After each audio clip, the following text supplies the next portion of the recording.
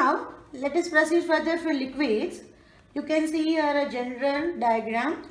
Liquids have particles loosely packed. There is more space between them other than solid. So we can say liquids, they are loosely packed with the particles, and as their particles are loosely packed, they have a more space between the particles. So the interaction between the particles is weak, and so they have weak intermolecular force.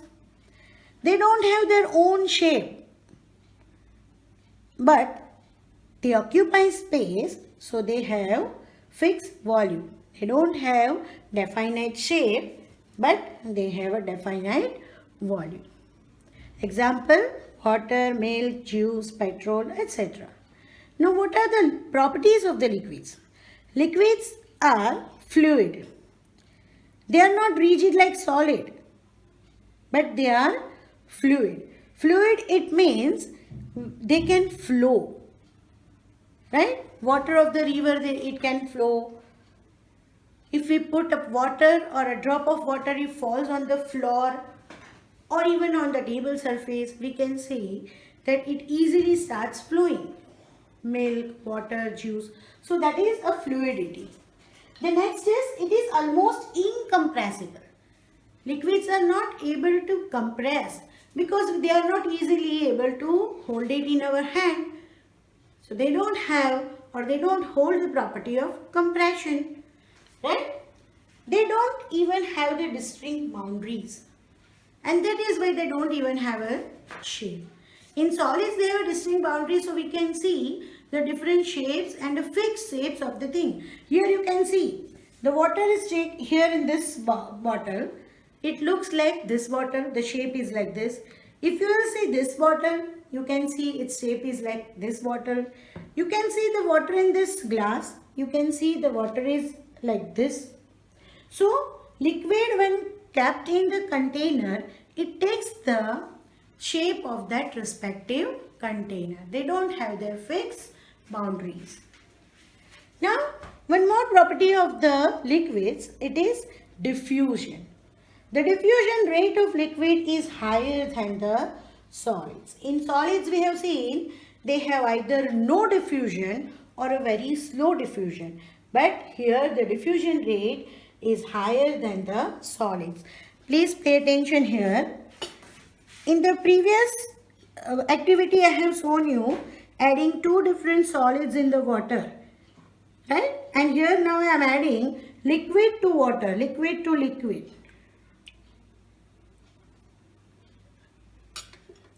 Now see here the difference. In the solid, when the pigeon pea dal was taken, yet it is not dissolved or not undergone a diffusion, no diffusion at all. Some of the solids, they undergo diffusion. You can see here, sugar crystal, slowly it has started diffusing, right? So slow diffusion, solid, no diffusion or a slow diffusion. But here you see, I have added a white color, and within a short span of time, you can see most of the part has changed. Water has become completely white. If I let it undergo the stirring, you can see the diffusion has taken most in the glass. It means the diffusion rate of liquid is more than the diffusion rate of solids, right? Let us proceed further. The next is particles move freely. As there is a space between the particles of liquids more than the solid, they easily can be flow, and so we can say that they have a free movement, and that is the reason we can pour it. See here, if I have taken a water in my hand, because of the free space, they can be poured easily. Instead of this, if I am having a solid in my hand, it can't be easily poured. And this pouring is because of the space between the particles. So particles move freely, so we can pour the liquids. Liquids have low density than the solid. As I have explained you in the solids, they have high density than the liquids, and liquids have low density than the solids. So here, but here also again the ice is one more exception, right? So these are the properties of the liquids. The third state of matter is gas. So you see here the general diagram of gas. Particles you will see very far away from each other. So very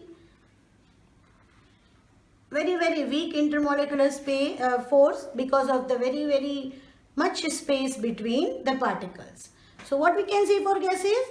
Very loosely packed particles, and as the space is more between the particles, they undergo very weak intermolecular attractive force.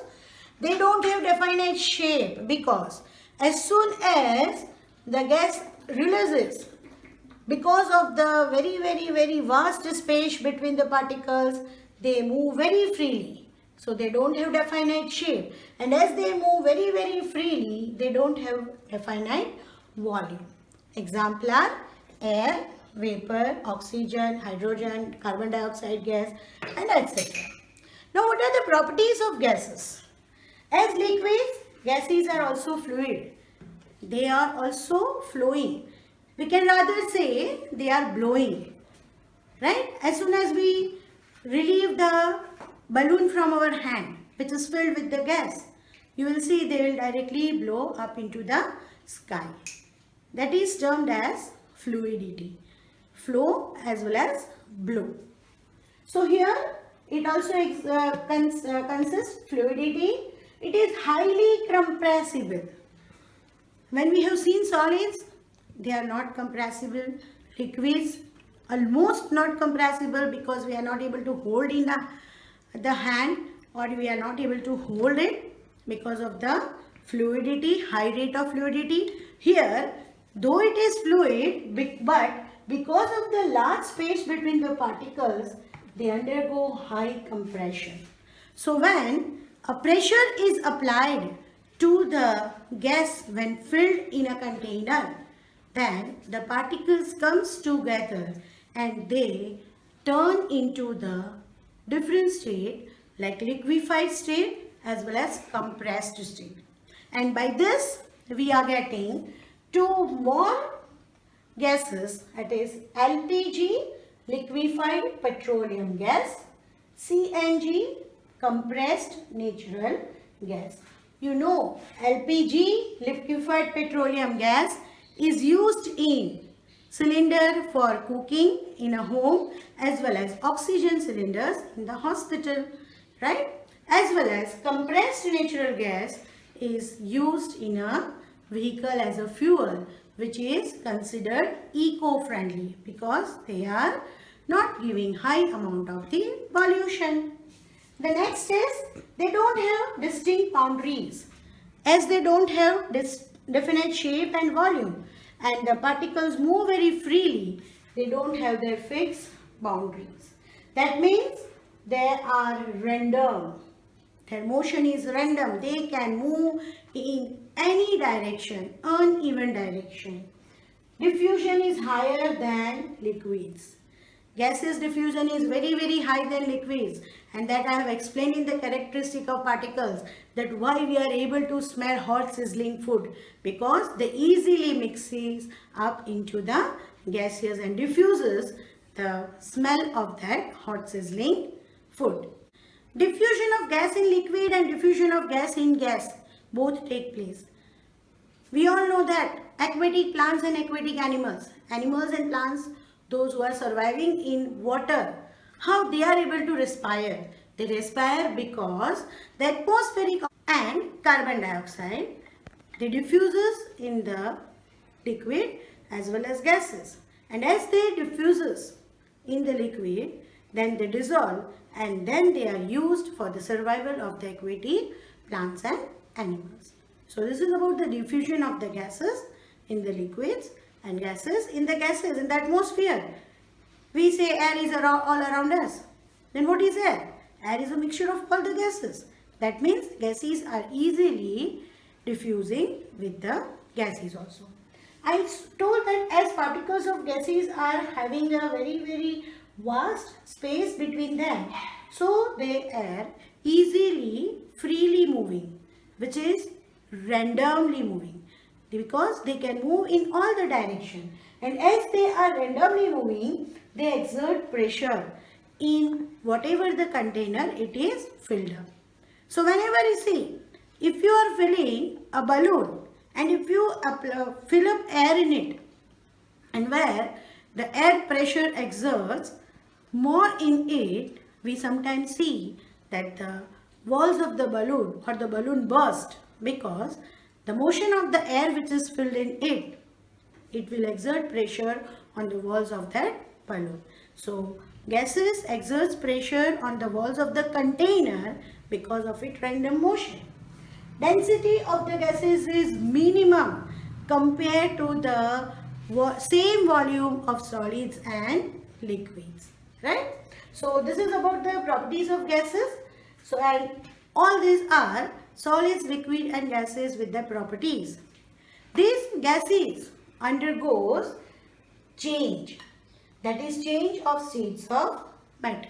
In our daily life we have seen many matter, they are in the different forms, but how they exist is a different form.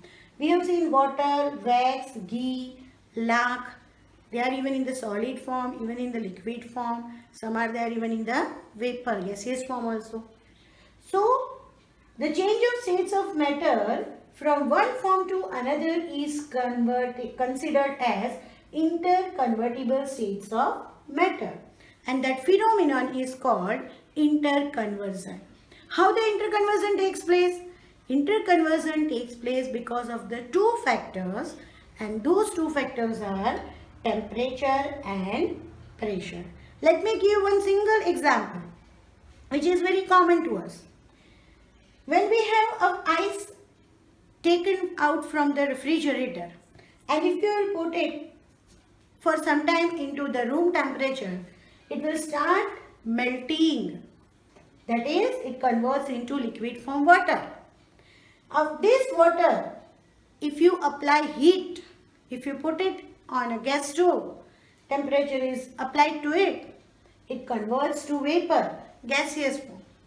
Now this gaseous form, when it is cooled, it again comes back into tiny droplet, that is water. And this water again kept into the refrigerator, it converts to ice.